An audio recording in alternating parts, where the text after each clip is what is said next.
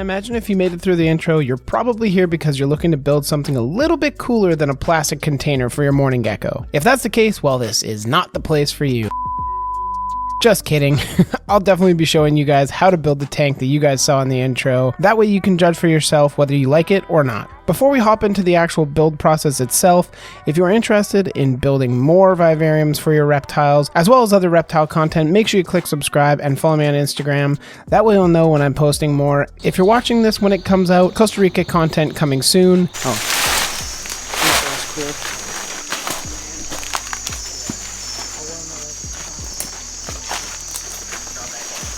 Fer-de-lance is definitely one of the more dangerous snakes here found in Costa Rica. It is responsible for the vast majority of the bites in the country, and it's definitely something that we don't want to mess around with too much, so we're going to monitor it from a safe distance and enjoy its beauty far out of its strike range. One last piece of self-promotion, if you guys are interested in a custom build for yourself, go to thejunglevault.ca and send us an email. We can get you a quote for a fully customized bioactive tank of your own, whether that be an Exoterra model or a custom built glass tank for a space that you have available for a beautiful vivarium. Now that I've got those self-promotions out of the way, let's start with the supplies, or at least what I'll be using during my build. I will be leaving everything that I possibly can, or at very least related products, in the description below. It is an Amazon affiliate link, so you help support me at no extra cost to you. Go ahead, click the links, buy the stuff, and let me know how you find it. I have 4 adult mourning geckos and I'll be housing them in a 12 by 12 by 18 Exoterra. That is about the minimum size that I would do for that many adults, but that also accounts for a little bit of room for babies once they start hatching. Personally, I wouldn't go much smaller than a 12 by 12 by 18 in the long term for mourning geckos. I just think the more space you provide them, the happier they'll be.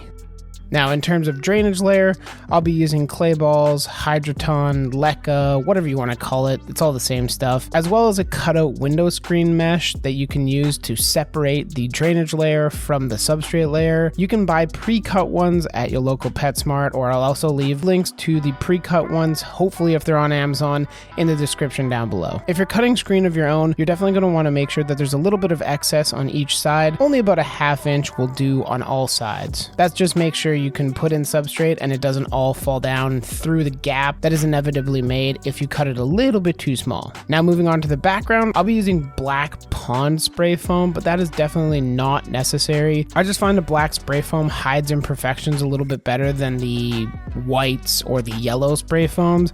If you happen to miss a little patch of it, it actually blends in really well, whereas it sticks out like a sore thumb if you use other colors. With that said, of course, I'll leave links to them all down below. Next up of the background is the wood, and we'll be using mostly some cork bark as well as manzanita.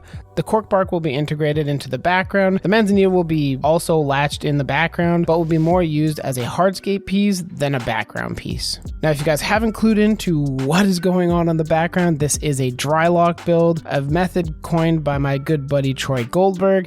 This is Troy Goldberg. If you don't know of him, he's got an insane YouTube channel where he basically just goes in on all the tanks that he does.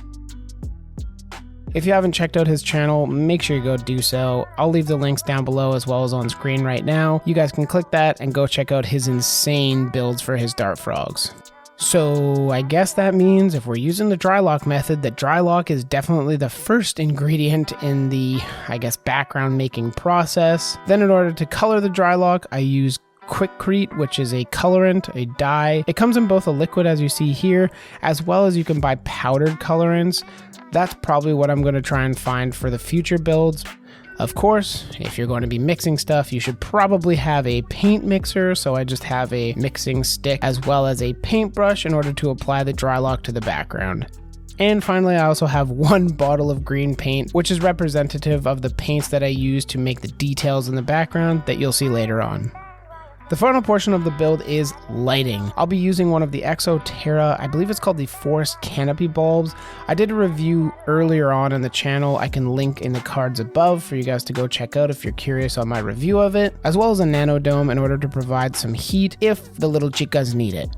The first step that I take when building a vivarium is removing the doors. I don't know if you knew this was possible, but newsflash, it is. It's super easy to do, but you do actually end up applying a fair amount of pressure to the doors, so if by chance they happen to break, the nice part is that you can order a new door for relatively cheap. I believe for this size tank, it's like $10 or $11 or something for a door, so it's definitely an annoyance, but it's not the end of the world. Now that those are out, we can take some time to plan the wood placement. This is one step that I do not recommend you rush. Take your time, move the wood around the tank, figure out what you enjoy, and really try and envision what it's going to look like when the plants are all grown in, when the lighting's over top of it, when you have other pieces of wood in there. Just really take your time with this step. It can take a couple minutes, it can take a couple hours, or you can set it overnight and come back in the morning and say, hey, that looks like crap, and redo it. Or not, who knows, it's up to you. Now once you've settled on a final wood placement, or hardscape as it's sometimes called, now it's time to move on with the background build. So let's get that fired up right now, and unfortunately I'm actually starting with a few tools that I forgot to mention, and that is some silicone as well as a caulking gun. It's an honest mistake. I didn't think I'd use it. I ended up using it, my bad. Super easy to find and super cheap, so don't be too upset. I'm using the silicone in order to anchor a piece of cork bark into the background. It's a little bit of a awkward position to place the wood in the tank, but I think it'll look nice and break up the edges of the tank. So I'm siliconing it here in order to prevent it from moving when I foam it. Now that that cork bark is set in place, it is time to get foaming. Remember, before you use the foam, you need to shake the ever-living hell out of it for like 20 to 30 seconds just to make sure it's well combined in the can, and then proceed to cover the entire background with it, as you see here. It's not a big deal if you mess up the foam. You can either cut it away or add more later on in the future. Just try and do your best the first time. But remember, there's more. If you're doing all three sides like me, after you've done one side, like the background you see here, I would recommend leaving it for at least a couple hours to let it cure a little bit before you flip it on the side. But I know somebody I'm very close to and somebody I call my girlfriend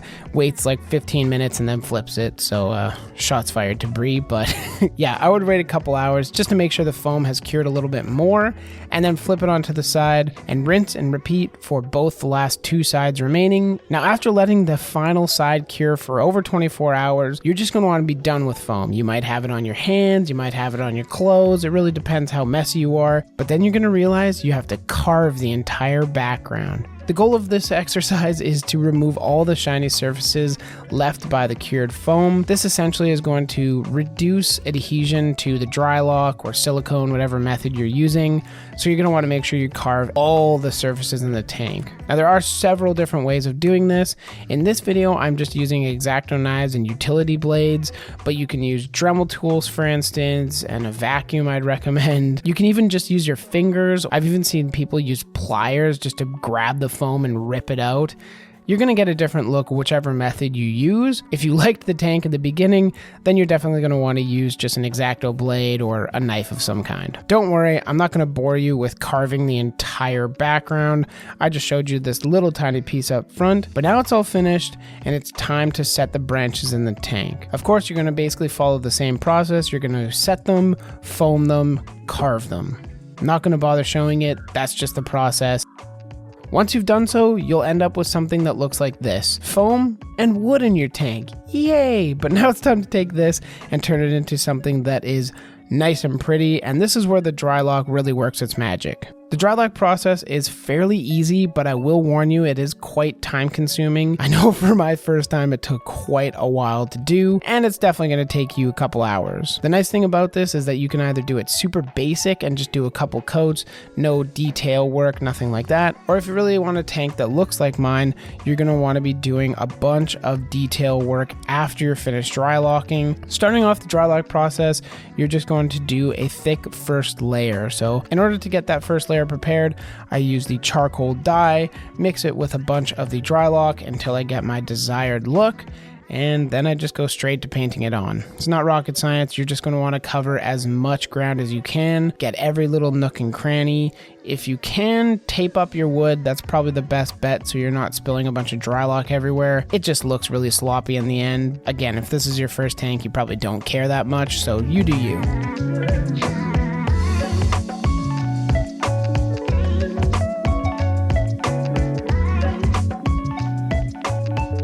In this case, I'm not going to bore you with showing you all 3 sides. It's literally the exact same, but this is the full background after just 1 coat of Drylock.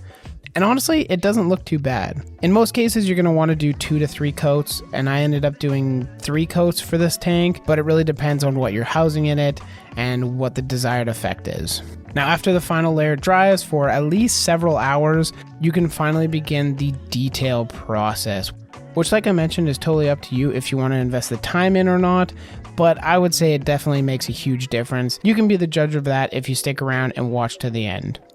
If you're going through with the detail process, this is what it looks like. It's a whole bunch of adding shadows to the crevices in the tank and then dry brushing for highlights, and finally wrapping it up with some green, maybe some yellow kind of sponges in order to make mossy little patches. This is the tank after everything has been detailed and sealed. Again, I sealed it with that varnish that you guys saw at the very beginning and you see right now. This thing works like a charm. Just make sure that none of the acrylic paints bleed or anything of the sort. But that wraps up the background. You've accomplished your goal of building a background. Now it's time to setting up the tank itself.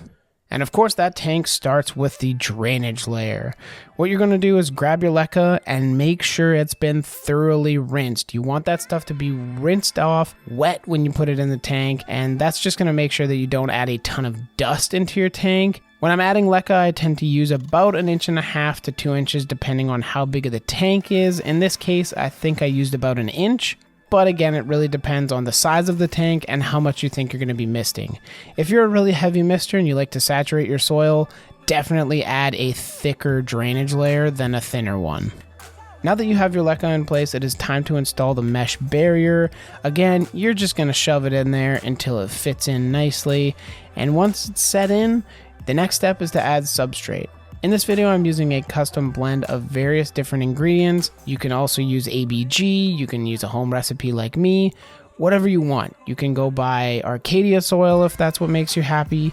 You do you, but if you are interested in kind of a custom recipe, I will leave a link in the cards for you guys to go check out. It is a very old video, but most of the stuff that I talk about still holds true and will help you build your first substrate. Now that the substrate's in, you know what time it is. It's planting time, boys. Well, I guess in this case, it's actually shopping for plants time. I say that it's shopping time because I'm fortunate enough to just make my rounds to the plant bins and tanks and various different areas to take any cuttings that my heart desires. I understand that this isn't everybody's scenario or they're not able to do this, so if you guys are looking for some good plants for your vivarium, I have made a few videos on the best plants for your vivarium. I'll leave a link up in the cards right here and you guys can go check it out. Now with that said, these are the plants that I ended up with. Did a little bit of shopping amongst the vivs, and we got some Cebu Blue, this random Gesneriad, a Jewel Orchid, I can't remember the name of this stuff, and then a random Philodendron. So got some interesting stuff. It'll take a while to grow in, but should look nice when it's all said and done. So I got my plants all together, and now it's time to plant them. Starting with the philodendron, I added some sphagnum moss around the roots and pinned it into the background. The rest were all just pretty much planted in the normal substrate. The Cebu Blue I did end up pinning to the background as well, so it will climb, but the rest of them I just stuck them into the ground. Now, after I took a step back and kind of looked at the tank for a moment, I realized that there was something that was definitely missing up high in the tank. So what I ended up doing is, again, adding a little bit of sphagnum moss and then attaching this apicia to the background. It's a beautiful flowering plant that I really love for tanks, and it's super easy to grow. The tank is really coming along at this point, but before I add the leaf litter to kind of cap things off, what I ended up doing is adding a bunch of springtails into the substrate, and that makes it bioactive. Now that the lighting and the leaf litter has been added, this is the final product. Check it out.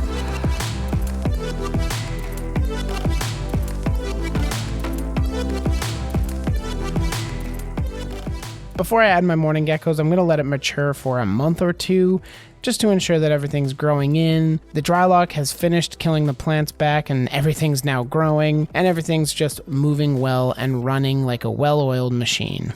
that's my morning gecko tank. Let me know what feedback you have in the comments down below. I look forward to hearing all of your guys' questions, comments, concerns, anything like that. They can all be voiced in the comments down below. If you like this video and you want to see more reptile content, more dart frog builds, more Costa Rica content, make sure you click that subscribe button as well as click like. That makes me aware that you guys enjoy these build videos and I should keep them up. For those that made it to the very end of the video, please leave the word gecko in your comment somewhere. That way I know that you made it to the very end, or maybe even the gecko emoji if you're on mobile. Yeah, let's go with that. Gecko or gecko emoji. And that's going to wrap it up for me, guys. I hope you enjoyed the video. We'll catch you in the next one. Later.